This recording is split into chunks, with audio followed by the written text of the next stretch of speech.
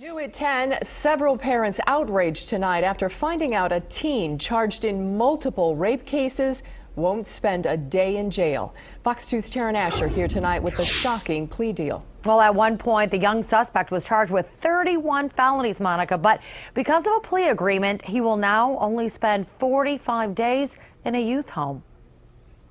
He did this to all the girls. He would infiltrate their social media, get all their friends, and then he'd go to work. He's a predator. Without a doubt, he's a predator. These parents brought together by heinous crimes against their young daughters. The suspect just 14 years old when he sexually assaulted his youngest victim at 12 years old. In every case, the girls claim the teen manipulated them, sometimes forcing himself into their homes and always forcing himself onto them.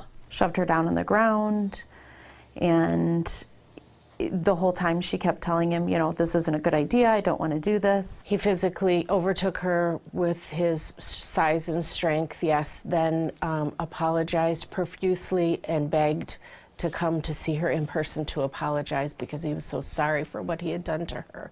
And then he raped her again. The young girls found the strength to come forward and take their case to police. The Livingston County prosecutor originally charged the teen as a juvenile with 31 felonies, including 20 counts of sexual assault. But last week, the families felt defeated after a plea agreement left the Brighton high school student pleading guilty to just 6 felonies. Despite emotional impact statements from the girls, their attacker was only sentenced to 45 days at a Monroe youth facility before returning home for a possible outpatient sex rehab. She has a life sentence.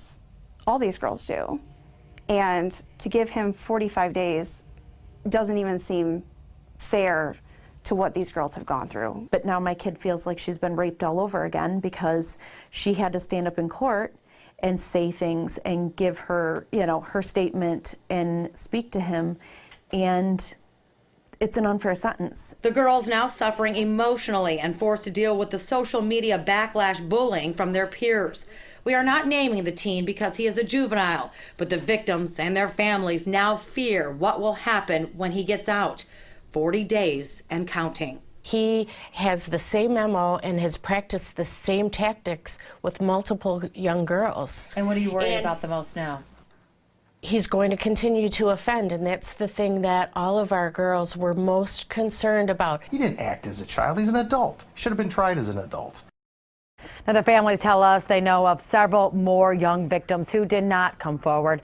All of them say they don't like how the cases were handled and that the prosecutor's office, they claim, went for the easy win instead of getting justice for their girls. Monica, back to you. Well, Taryn, why didn't they go to trial? Well, you know, the victims and their parents, they were told that there would be 4 separate trials and then the girls would have to testify and the process could take years. So they were against it at that point. But now, given the choice and possibly a better outcome, they say they wish they would have.